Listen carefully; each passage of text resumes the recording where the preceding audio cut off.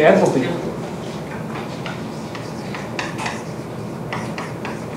Then one equation relates entropy to enthalpy and tells us whether a reaction occurs. Yeah, so based on this, we can say that delta G is equal to delta H minus T delta S. And for a reaction to occur spontaneously, how is delta G is going to be greater than 0 or less than 0? Less than 0. And then note that this delta G, which is this criteria for spontaneity, is also related to KEQ. Okay, so if delta G is less than 0, that means KEQ is going to be greater than 1 or less than 1. Yeah, so it should be greater than 1. So we also have this equation that we have delta G is equal to minus RT times the natural log of KEQ. So if delta G is less than 0, KEQ should be greater than 1. And that makes sense based on what we know about equilibrium and whether a reaction occurs spontaneously or not. And then how can we calculate delta H or delta G or delta S for a reaction? Yeah, use Hess's law. So we can look up the formation values, so we can use Hess's law to do that calculation. And then those formation values are found, where can you find like delta H of formation? Yeah, take a look at appendix 2.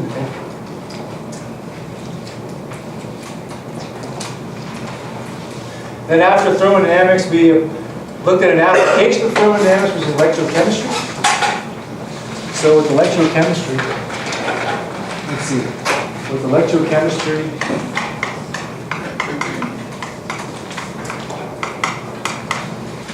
we looked at two types of cells. So those were voltaic cells and then electrolytic cells. Now for which type of cell is delta G less than 0?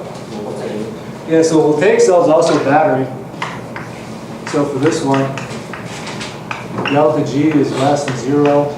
So for a battery, that's going to produce energy, whereas electrolytic cells, we have to supply energy, so delta G is going to be greater than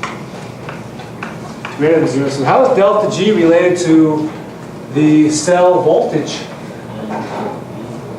Yeah, so delta G is equal to minus N times F times E. Okay, so there's another equation. Then what table can we look at in chapter 19 to figure out the voltage produced by a battery? Reduction potential. Yeah, so you can take a look at that table, reduction potential, table 19. Note that table 19.1 also tells you about the relative oxidizing strength or reducing strength of oxidizing agents and reducing agents.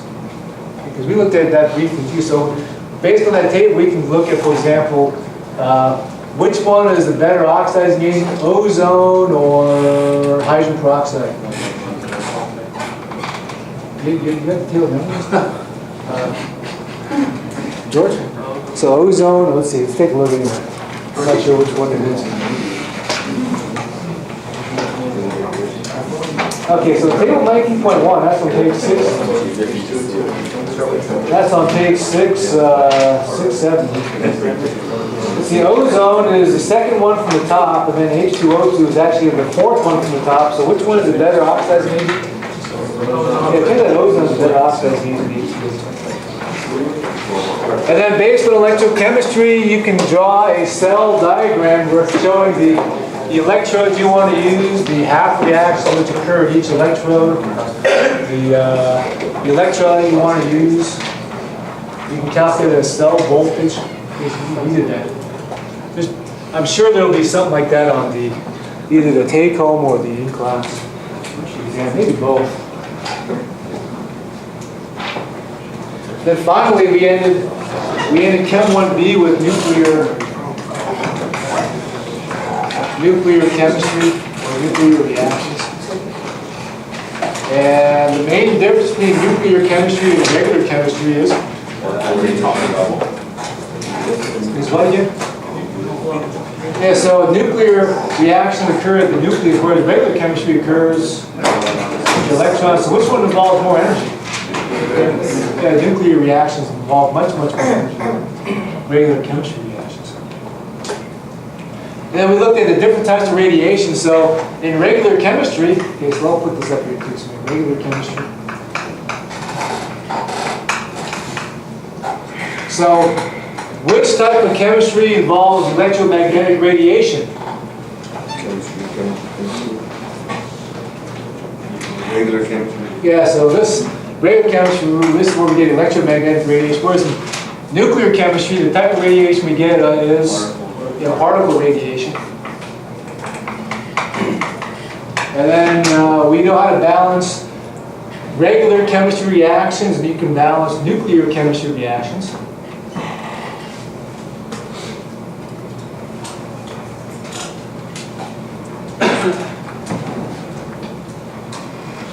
And let's see, what else did we do? Nuclear chemistry. We compared some nuclear fission reactions. The half-lives, radioactive decay. Do we have to know how the nuclear plant works? Don't look notes, so.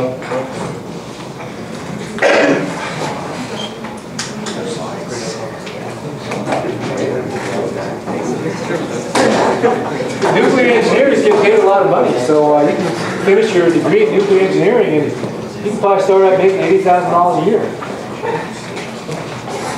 Whereas if you get your degree in biology, $30,000–$35,000 a year. With a bachelor's degree.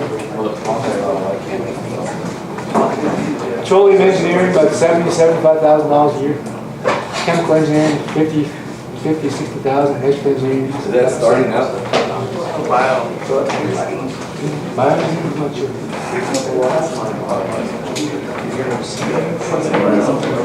Okay, so that's it. You guys, we still have 15 minutes left. You guys, should we look at an old exam, or do you guys just want to study on your own?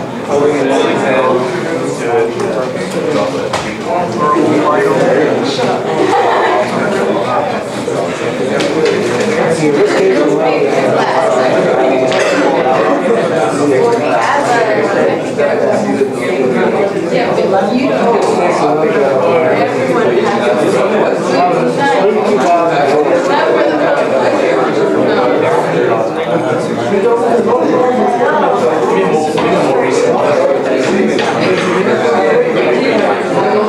You're requesting more recent? Why is that? This is on the website. Yeah. Let's see. This is from 2004. I know you guys were in 4th grade, 2004? Yeah, you guys in 5th grade.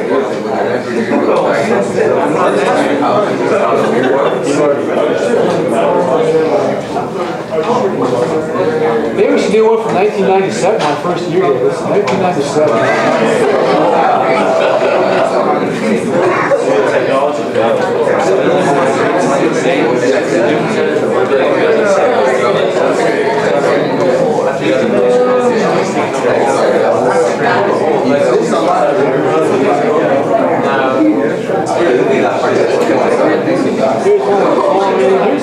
Here's one we looked at already. We looked at this one before. This is on the hemoglobin blood buffer system. Look at this one.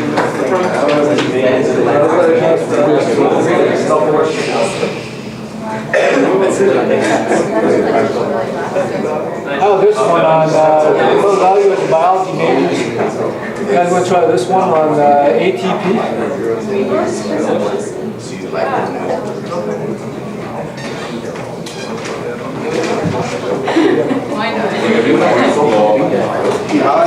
Why not, Ms. Green?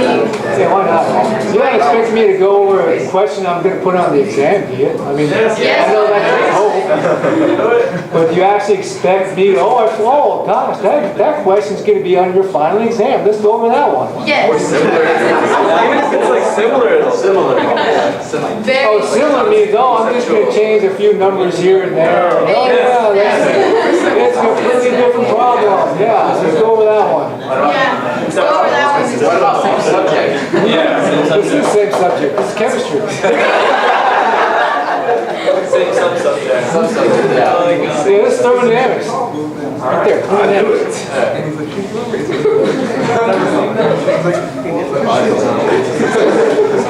Or maybe I could just, maybe it might just better you guys study on your own anyway. Yeah. Study going problems in class.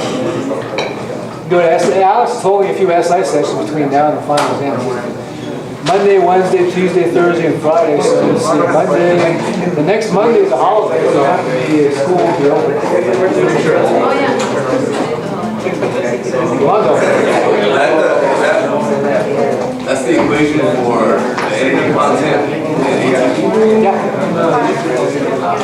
Yeah, so we go over this one, because note that, let's see, we looked at this equation, delta G equals delta H minus T, T delta S, and we were saying here that ATP is the universal currency of energy in biological systems. When ATP undergoes hydrolysis to ADP, that's the spontaneous reaction. Delta G for that reaction is minus 7.3 kilocalories per mole.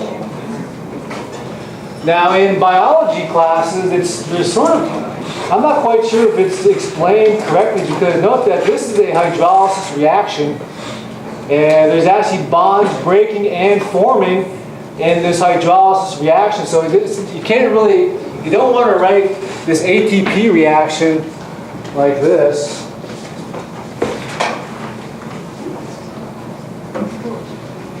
So you don't want to write it this way. We have ATP going to ADP plus phosphate, because this implies, the way if you write it this way, this implies that a bond breaks.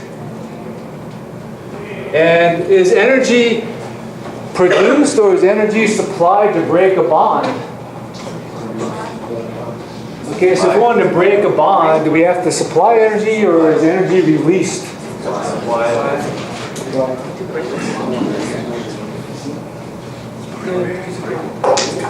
Okay, let me ask you this way then. So when you break a stick, do you have to supply energy to break a stick, or is energy released when you break that stick? Okay, so you break a bond. This means you have to supply energy, which means that when you break a bond, is that exothermic or endothermic? It is endothermic. So when a bond forms, so it form a bond, energy is released. And this is exothermic. Okay, so note that when this reaction here is actually not really written correctly, this should be a hydrolysis reaction. We have ATP plus water. We're using ADP plus phosphate. Okay, so note that in that case here, that's a spontaneous reaction based on delta G. Then it says one of the ways metabolic energy is produced is by glycolysis. Now glycolysis is a 10-step reaction mechanism. In glycolysis, glucose is converted to pyruvate. In the first step, glucose is phosphorylated to glucose 6-phosphate. So in other words, a glucose reacts with phosphate to form this glucose 6-phosphate. Delta G for this reaction is 3.3 kilocalories per mole. So is this reaction spontaneous? No. This reaction does occur in our body, so how can we make this reaction occur?